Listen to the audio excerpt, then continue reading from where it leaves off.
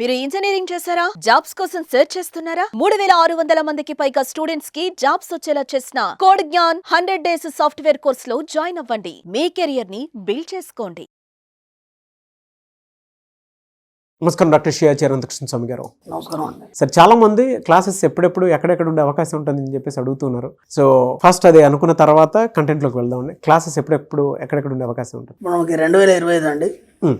2025లో 20 April వచ్చి Hyderabad, 27 April వచ్చి బెంగళూరు అండి, 4 మే వచ్చి తిరుపతి, 11 మే వచ్చి విజయవాడ. ఇవే కాకుండా మనకి ఇప్పుడు ఈ 6 తారీఖు ఏప్రిల్ వచ్చి మనకి స్పెషల్ క్లాస్ ఉంది. ఇది ఎందుకు చెప్తున్నానంటే, స్పెషల్ క్లాస్ అటెండ్ చేయగలిగితే మీరు మనకి 20, 21, 22 మే గోవా సెషన్ క్లాస్ 3 రోజుల క్లాస్ ఉంది. గోవా క్లాస్. ఈ స్పెషల్ క్లాస్ 6 ఏప్రిల్ కనుక మీరు అటెండ్ చేయగలిగితే మీరు సెషన్ క్లాస్కి అటెండ్ చేయడానికి మీరు అర్హులు అవుతారు. ఎందుకంటే లాస్ట్ టైం కూడా మనం గోవాలో ఎక్సలెంట్ క్లాస్ చెప్పుకున్నాం. ఆ సెషన్ క్లాస్ అనేది అద్భుతమైన క్లాస్.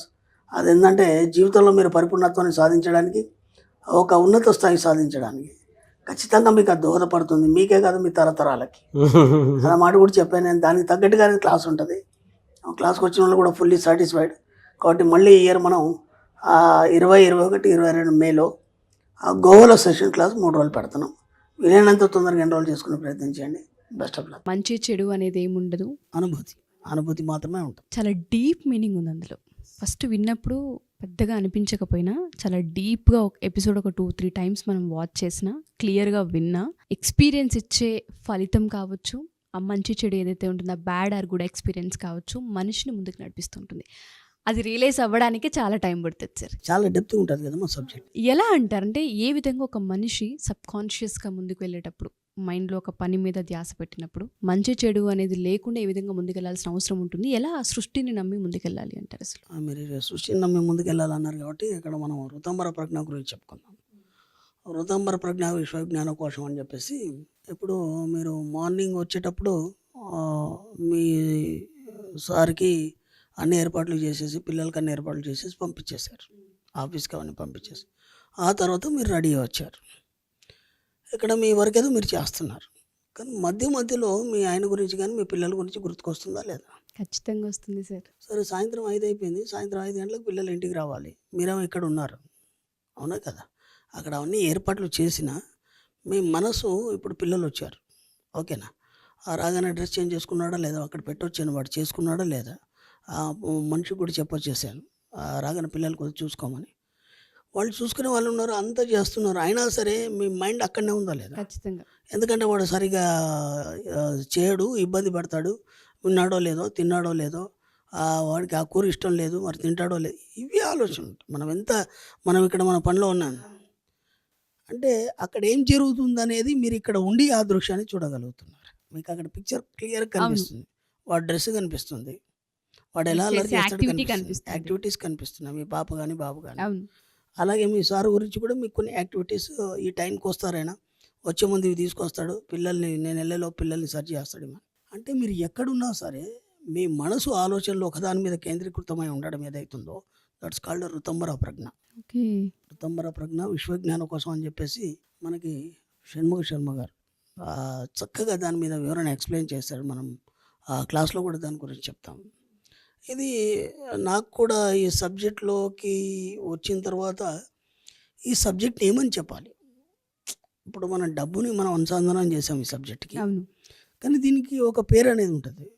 దీన్ని ఎలా చెప్పాలి అనేది నేను చాలా ఆలోచించాను, నాకు తట్టలేదు. అనుకోకుండా ఏమైందంటే, మా ఆఫీస్లో నేను మార్నింగ్ వెళ్ళాను ఆఫీస్కి. నా కొలీగ్ ఉన్నాడు.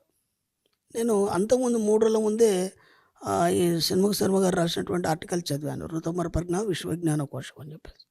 అది భలే అనిపించింది. అరే ఇది కదా నేను చెప్పాలనుకున్నాను. విచిత్రం ఏంటంటే, ఋతంబర అంటే పేరు లేనిది, దానికి పేరు లేదు. దాన్ని ఆకాశిక్ రికార్డ్సింగ్ అంటారు, దేజావు అని అంటారు. ఇష్టం ఉన్న పేరు పెట్టుకోవచ్చు దానికి. అంటే ఇప్పుడు మీకు కలిగిన ఈ అనుభూతికి మీరు ఊహించేదానికి ఏమని పేరు పెడతాం? దానికి ఒక పేరు ఉండాలి. కాబట్టి మన ఋషులు, యోగులు, మునులు, మన పూర్వీకులు దానికి ఋతంబర అని పేరు పెట్టారు. అనుకోకుండా ఆఫీస్కి వెళ్ళాను, నా కొలీగ్ ఉన్నాడు. ఆ అతన్ని నేను ఒక 1 year నుంచి గమనిస్తున్నాను. మా ఆఫీస్కి ట్రాన్స్ఫర్ అయ్యి వచ్చాడు. వచ్చిన తర్వాత ఆ అబ్బాయిని చూస్తే ఎప్పుడు దేనికి ఆందోళన చెందినట్టు ఉండదు నాకు తెలిసి. ఒక టీ, స్నాక్స్ ఏమైనా హోటల్కి వెళ్తే ఆయనే పెడతాడు బిల్లు, ఎప్పుడు కూడా మమ్మల్ని పెట్టని వాడు. అలాగని పెద్ద శాలరీ ఏం కాదు, ఓకేనా? ఎప్పుడు నవ్వుతూనే ఉంటాడు. దేనికి టెన్షన్ వాడు. వీడు ఇలా ఎలా ఉన్నాడా అని నేను ఆశ్చర్యపోయాను. ఎన్నోసార్లు అనుకుంటాం కానీ ఈ ఆలోచన రాదు కదా మనకి. ఆ తర్వాత ఏమైంది, ఈ ఆర్టికల్ నేను చదివాను. ఒక 3 days అయింది. అప్పుడు నాకు చాలా హ్యాపీగా ఉంది. ఎందుకంటే ఇప్పటిదాకా నేను ఎదుగుతున్నటువంటిది నా కాలికి తగిలింది. అవునా కదా? ఏదైతే ఎదుగుండదో కాలికి తగిలితే హ్యాపీ కదా. అవును. అలాంటిది ఇంత గొప్ప సబ్జెక్టా ఇది, దీని వెనకాల ఇంతుందా అనేది అప్పుడు తెలిసింది. దీన్ని ఋతంబర్ అంటారు. దీనికి ఒక ఆలోచన విధానం ఉంటుంది. ఆ ఆలోచన విధానం అన్నిటికంటే అతీతంగా పనిచేస్తుంది. ఈ సమాజానికి అతీతంగా పనిచేస్తుంది. ఈ సృష్టికి అతీతంగా పనిచేస్తుంది. దాంట్లో అంత గొప్ప ఎనర్జీ ఉంది అని తెలిసింది అది చదివిన తర్వాత.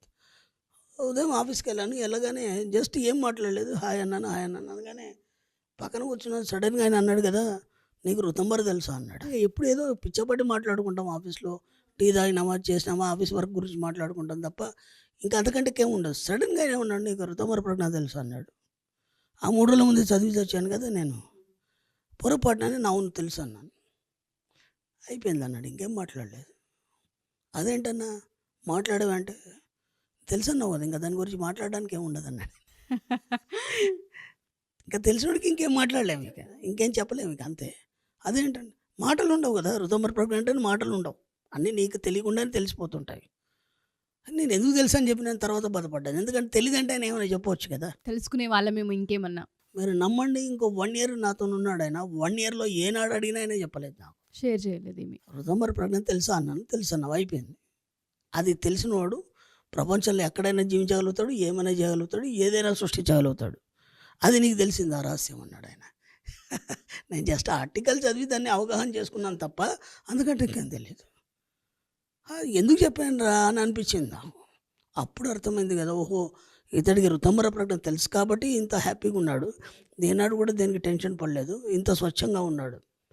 ఎప్పుడైతే మనిషి ఆ ఋతంబర ప్రజ్ఞ వైపు ఎప్పుడైతే ఆలోచిస్తూ లోతుల్లోకి వెళ్ళిపోతాడో ఫస్ట్ మీ లోపల ఒక 6th sense పవర్ వస్తుంది. ఓకేనా? అంటే జరగబెట్టి అని ముందే తెలుస్తుంది. 2 ప్యూరిటీ వస్తుంది. ప్యూరిటీ ఎప్పుడైతే వస్తుందో డబ్బు సంపదాశీరం ఆటోమేటిక్గా వస్తుంది. అర్థమైందా? 3వది ఏంటంటే ఈ సమాజంతో పని ఉండదు అతనికి. అతని ప్రపంచం వేరు. అతని అంతరాల్లో అతను జీవిస్తుంటాడు నిరంతరం. అర్థమైందా? అప్పుడు ఏమవుతుందంటే సమాజం నుంచి దూరంగా ఉండాలనే ఆలోచనలు వస్తాయి. అంటే ఇక్కడ ఏమవుతుందంటే ఇవన్నీ ఒక మేధావి కానీ, ఒక యోగి కానీ, ఒక ఋషికి వచ్చే ఆలోచనలే తప్ప ఇంకేం ఉండదు. ఈ ఋతంబర ప్రజ్ఞలో ఏమేం జరుగుతుంది ఒక 2 ఎగ్జాంపుల్ చెప్తాను. ఒక తల్లి ఉంది, బిడ్డని పసిపాపని ఒళ్ళో పెట్టుకొని పడుకుంది. పక్క నుంచి పెద్ద ప్రొసెషన్ పోతుంది. ఆ చప్పుళ్ళు టపాసులు పేలుస్తున్నారు, గట్టిగా అరుస్తున్నారు. అయినా సరే ఆమె లేవట్లేదు నిద్రలోంచి. ఓకేనా? చిన్న పసిపాప ఇట్లా కదిలింది, చిన్న కేరింత కొట్టింది, ఎమ్మటే పొత్తిల్లోకి పట్టుకుంటుంది తల్లి.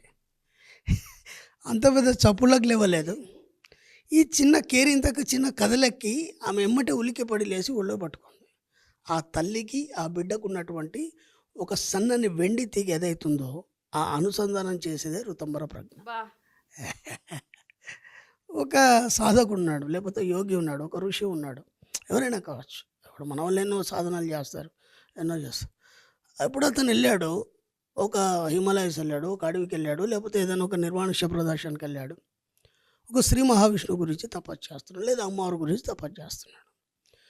విచిత్రం ఏంటంటే ఇక్కడ మన సబ్జెక్ట్లో ఋతంబర ప్రజ్ఞ ద్వారా ప్రతిదీ నువ్వే సృష్టించుకుంటావు కాబట్టి యువర్ ద క్రియేటర్ అని చెప్పుకోబడ్డది మనం.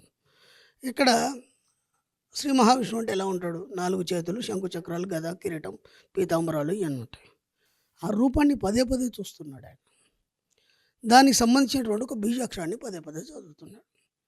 ఆ బీజాక్షరం యొక్క వైబ్రేషన్ ఫ్రీక్వెన్సీ పెరిగి ఆ శ్రీ మహావిష్ణువు యొక్క రూపాన్ని తయారు చేసి నీ ముందర నిల్చోబెట్టింది విశ్వం.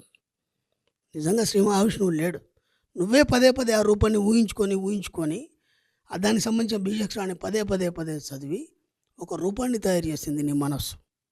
అందుకే మనం ఏమంటామంటే ఋతంబర ప్రజ్ఞ అంటే నీ మనసుతో మాట్లాడే ప్రక్రియ అంటాం. నీ మనసే తయారు చేసింది, అక్కడ దేవుడు లేడు, నీ మనసే శ్రీ మహావిష్ణువు తయారు చేసింది. ఇంకా విచిత్రం ఏంటంటే నువ్వు ధ్యాన నిమగ్నుడు అయి ఉన్నావు, ఆయన వచ్చి నిలిచింది కూడా నీకు తెలియదు.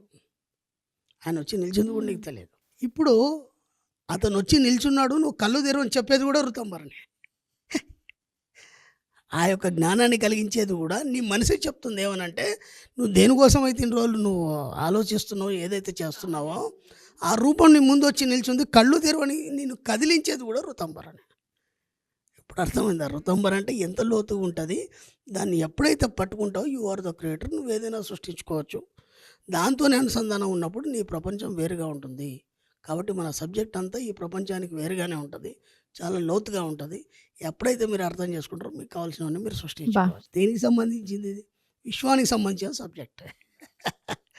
మన సబ్జెక్ట్ అంతా అదే కదా. మనసుకి ఎలా అనుసంధానం చేసుకోవాలనేది చాలా క్లియర్గా ఎక్స్ప్లెయిన్ చేశారు. ఎపిసోడ్ను ఒక 10 సార్లు వాచ్ చేయాలనే చెప్తాను ప్రతి ఆడియన్ కూడా. నేనైతే పట్టించుకోవాలి, దాన్ని పట్టుకున్నప్పుడే కదా. ఎప్పుడైతే దాన్ని పట్టుకుంటామో సంకల్పాలు నెరవేరుతాయి. మనకు కావాల్సింది మన కళ్ళ ముందు కనిపిస్తూ ఉంటుంది. నో వర్డ్స్ అసలు. చాలా పెద్ద నాలెడ్జ్ ఇది. కొత్తగా నేను కూడా నేర్చుకోవడానికి ఒక చిన్న స్కోప్ దొరికింది ఈ episode through. Thank you sir, thank you so much. Thank you అమ్మా. సుమన్ టీవీలో మీ పర్సనల్ అండ్ బిజినెస్ ప్రమోషన్స్ కోసం కింది నెంబర్కి కాంటాక్ట్ చేయండి.